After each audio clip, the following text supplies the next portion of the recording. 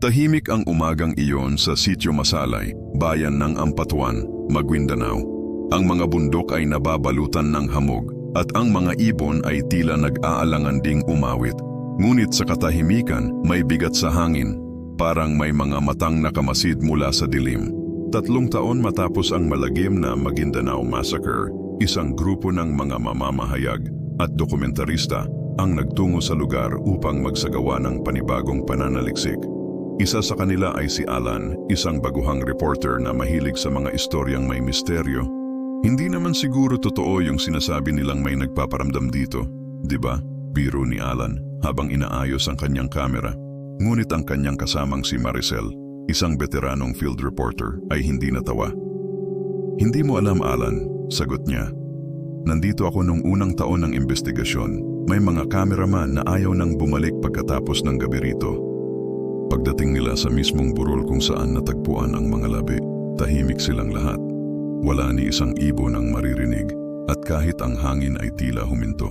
Habang kumukuha sila ng footage, napansin ni Alan na nag-aalangan gumalaw ang kamera niya, parang may bumibigat sa lens. "Uy Maricel, bakit ganito? Biglang nag-glitch," sabi niya. Nilapitan ni Maricel ang screen at doon, pareho silang natigilan. Sa frame, may lumilitaw na anyo ng mga taong nakatayo sa likod nila kahit sila lang ang nandoon. Nang lingunin nila, wala naman. "Baka reflection lang," sabi ni Alan, pilit na pinapakalma ang sarili. Ngunit sa loob-loob niya, kinikilabutan na siya. Habang tinutuloy nila ang pagkuha, may biglang humangin ng malamig, hindi ordinaryong hangin. Kasabay nito, nakarinig sila ng mahihinang boses. Parang mga bulong. "Tulungan mo kami." Hindi pa kami mapanatag. Tumigil si Alan sa pag-record. "Did you hear that?" tanong niya. Tumango si Maricel. "Oo, at alam kong hindi hangin yon." Nang sandaling iyon, nagsimulang gumalaw ang lupa sa may gilid ng burol. Parang may gustong lumabas. Mabilis silang umatras. At mula sa ilalim ng lupa may sumingaw na itim na usok, paikot sa paligid nila. Kasabay nito bumagsak ang temperatura. Ramdam nila ang ginaw hanggang buto. "Umalis na tayo," sigaw ng isa sa mga cameraman. Ngunit bago sila tumakbo, narinig nilang muli ang mga bulong. "Mas malinaw na ngayon. Hindi kami makaalis. Tulungan niyo kaming marinig." At sa dulo ng burol, may nakatayo. Isang lalaking duguan, hawak ang press ID, nakatingin sa kanila. Si Alan, nanginginig, nagtanong, "Maricel, di ba yan yung reporter na kasama sa mga pinaslang noon?" Ngunit nang kumurap siya, wala na ito. Ang tanging naiwan ay ang malamig na hangin at ang mabigat na pakiramdam na hindi sila nag-iisa. Pagdating ng team sa lugar, ramdam agad ni Mila, ang journalist, ang bigat ng hangin, tahimik. Wala ni isang ibon o kuliglig, parang walang gustong tumira ron. Kahit pa araw, tila may aninong dumadaan sa paligid ng burol kung saan nahukay ang mga katawan. "Dito yon," sabi ng matandang gabay na si Mang Uro, habang tinuturo ang lupa na tinabunan ng damo. Walang gustong tumira dyan. Kahit magtanim, ayaw tumubo ang halaman. Parang galit pa rin ang lupa. Habang naglalakad, napansin ni Mila na malamig ang simoy, pero hindi ito normal na lamig ng hangin. Ito'y parang lamig na dumadaan hanggang buto. Tiningnan niya ang kanyang relo, 3:00 ng hapon. Ngunit ang paligid ay tila unti-unting dumidilim. Pagbalik nila sa lumang bahay kung saan sila tutuloy, kinuha ni Mila ang kanyang recorder. "Magandang gabi, nasa Sitio Salman kami ngayon. Ang lugar na saksi sa isang malagim na pangyayari noong 2009. Ngunit habang nagsasalita, bigla niyang narinig sa likod ng recorder. Isang mahina, ngunit malinaw na bulong. "Hindi pa tapos? Tulungan mo kami." Natigilan si Mila. "Rex, narinig mo yon?" tanong niya sa kasamahan. "Anong narinig ko?" sagot ni Rex habang abala sa pag-aayos ng kamera. Hindi na lang siya nagsalita pero nang pakinggan niya ulit ang recording, narinig niyang muli ang parehong tinig. Ngunit ngayon mas malinaw, hindi pa kami matahimik. Nang gabing iyon, habang natutulog ang buong team, nagising si Mila sa tunog ng pagkatok. 3 beses. Tok, tok, tok. Bumangon siya, binuksan ang pinto, ngunit walang tao. Tumingin siya sa labas, at sa di kalayuan, sa may burol, may nakatayo. Isang lalaking duguan, nakaputing damit, nakatingin sa kanya.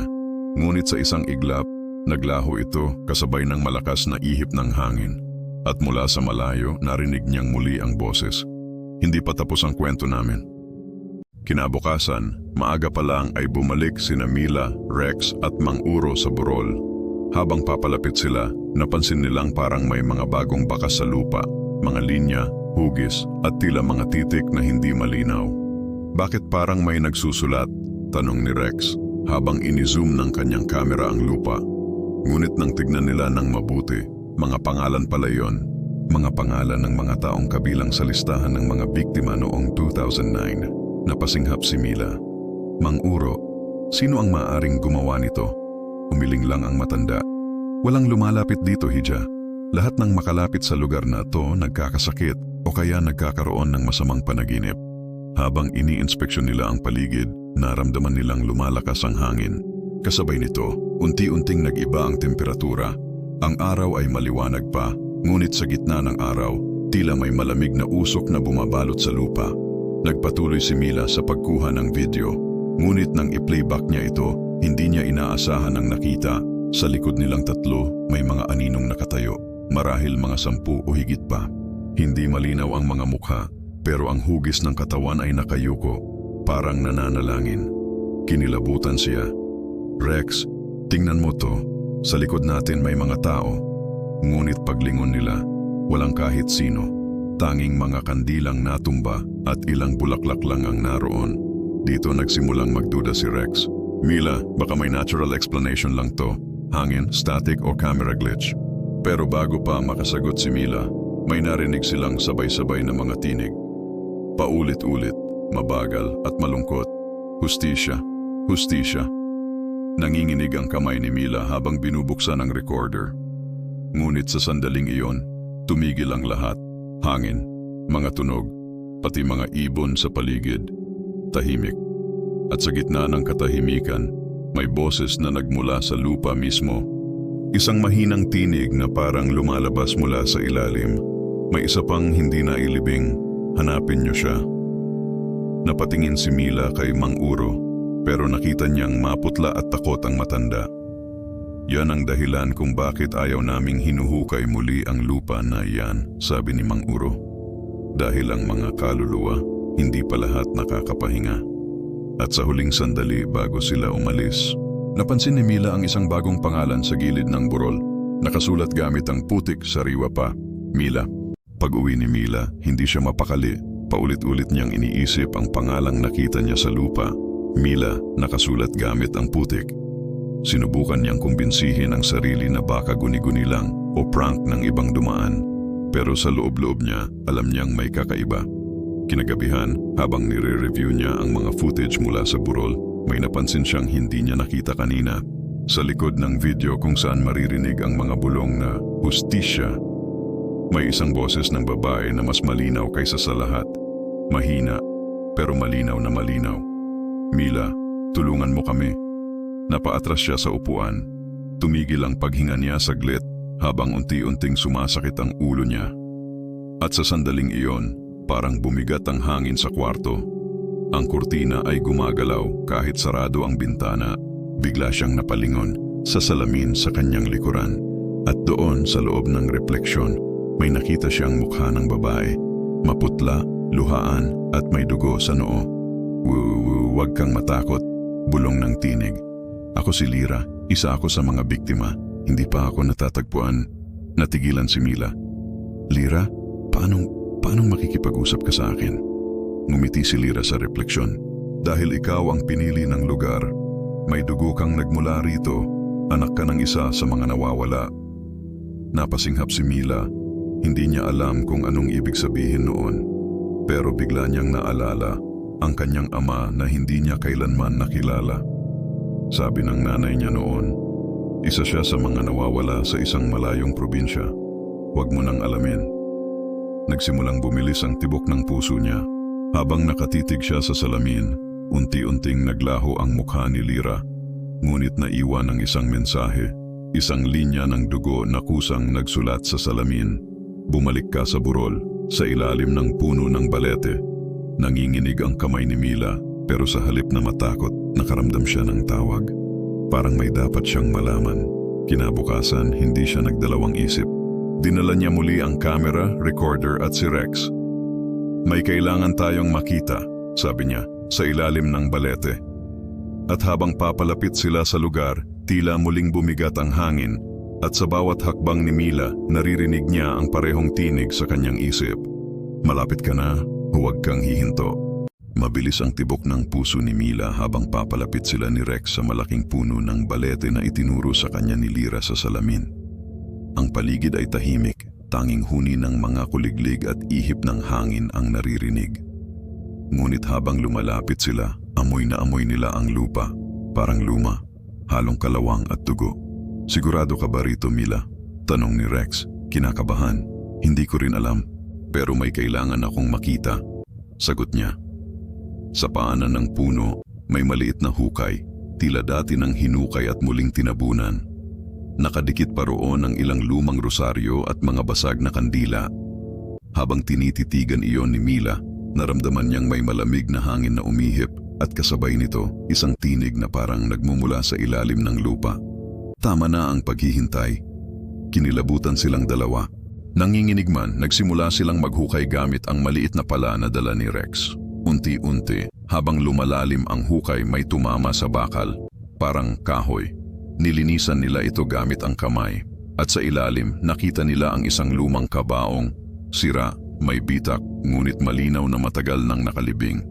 Sa takip nito, nakaukit ang isang pangalan na halos mabura na ng panahon. Lyra M. Napasinghap si Mila. Siya nga. Biglang bumukas ang recorder sa bulsa ni Mila, kahit hindi pa naka-on. At maririnig nila ang boses ni Lyra, malinaw, mahina, parang nagmumula sa paligid nila mismo. Salamat, Mila. Natagpuan mo ako. Tumulo ang luha ni Mila habang napaluhod siya sa tabi ng kabaong. Anong gusto mong gawin ko? Tanong niya. At sa sandaling iyon, sumiklab ang malamig na hangin, parang umiikot sa kanila. Lumakas ang huni ng mga ibon at ang mga dahon ng balete ay kumikilos na parang may sariling buhay. Narinig nilang muli ang tinig ni Lyra, mas malinaw na ngayon. May isa pang katotohanan, hindi lahat ng nakalibing dito ay inosente. May isa sa kanila, ang dahilan ng aming kamatayan. Napatingin si Rex kay Mila.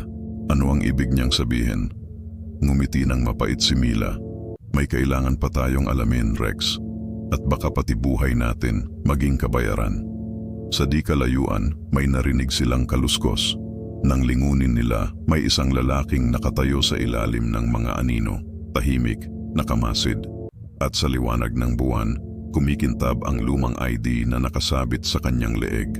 Ang logo mula sa lokal na pamahalaan ng Maguindanao. Nakatitig pa rin sina Mila at Rex sa lalaking nasa ilalim ng balete. Maitim ang balat nito, malalim ang mga mata at halatang sanay sa bundok. Tahimik lang siyang nakamasid, hawak ang isang lumang flashlight na kumikislap-kislap. Anong ginagawa niyo rito? Malamig nitong tanong. Napaatras si Rex. Nag-iimbestiga po kami. Documentary lang po tungkol sa mga pangyayari dito. Ngumiti ng mapait ang lalaki.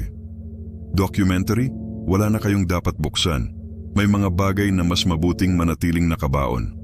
Pero hindi umatras si Mila. Sir, may nahanap kami. May kabaong sa ilalim ng puno. May pangalan Lyra M. Alam niyo ba siya?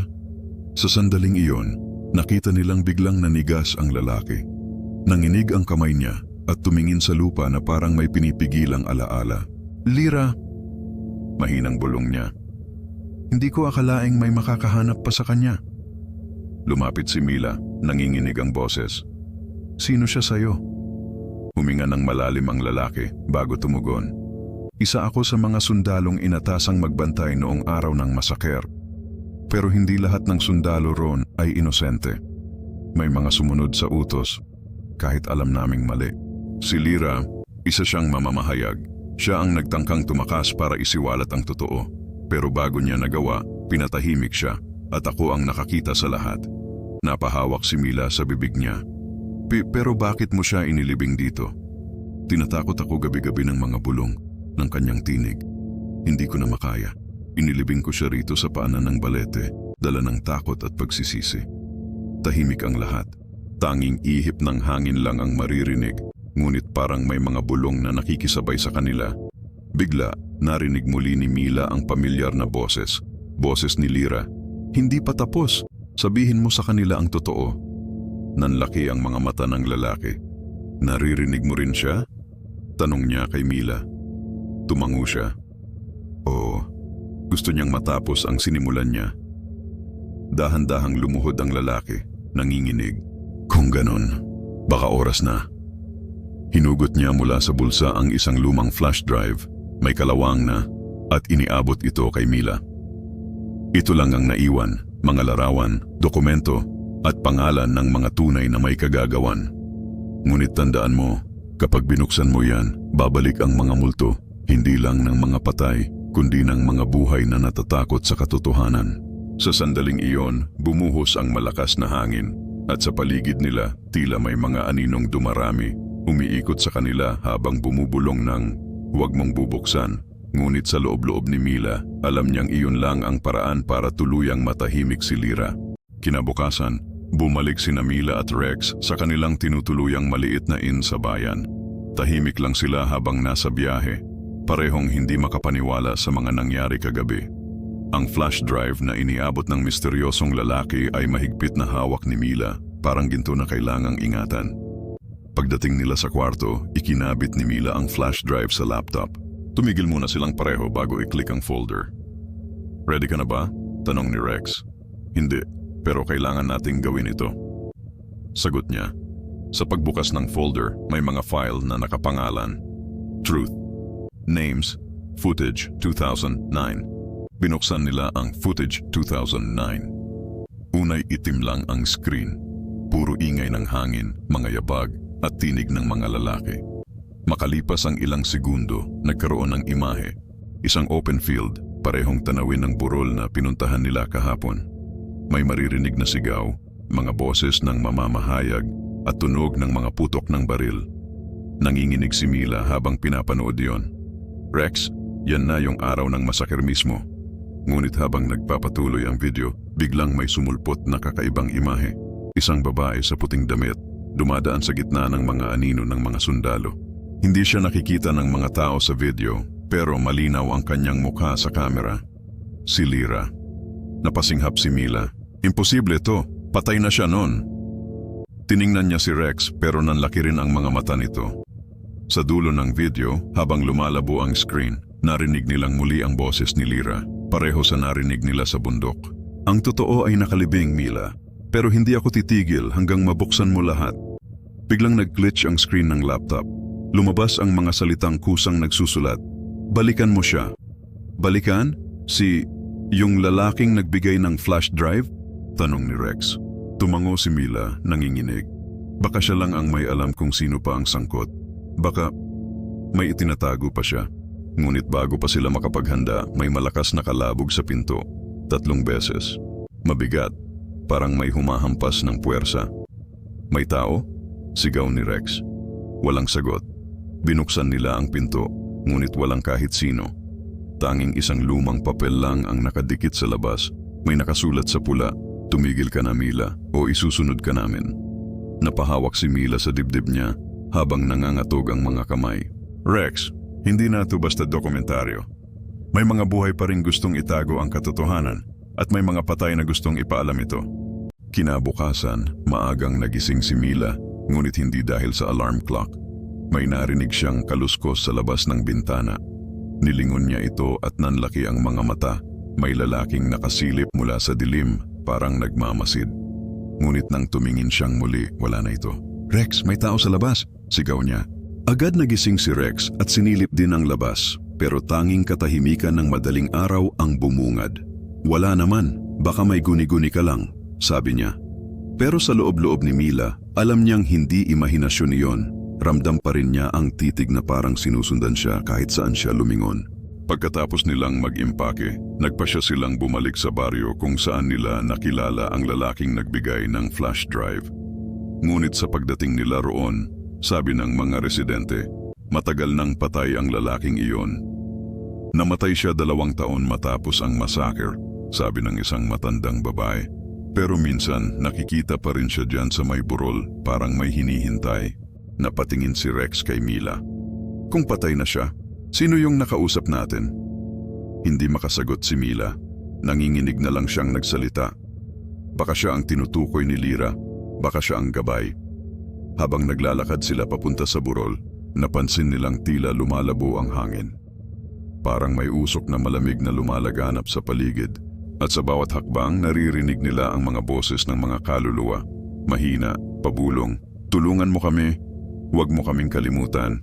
Sa di kalayuan may nakita silang ilaw sa gitna ng mga puno. Nang lapitan nila, nakita nila ang mga litrato, nakasabit sa isang lumang puno, mga mukha ng biktima ng masaker. At sa gitna ng mga litrato, may isa na namumukod tangi. Larawan ni Lyra, hawak ang mikropono, nakangiti. Ngunit nang tumitig si Mila sa litrato, gumalaw ito. Dahan-dahang lumingon ang mukha ni Lyra sa kanya sa loob ng larawan, at sa malamig na boses, narinig nila, "Mila, may isa pang hindi mo nakikita, nasa likod mo."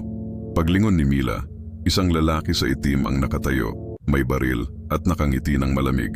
"Sinabi ko na sa'yo," sabi ng lalaki, "tumigil ka na."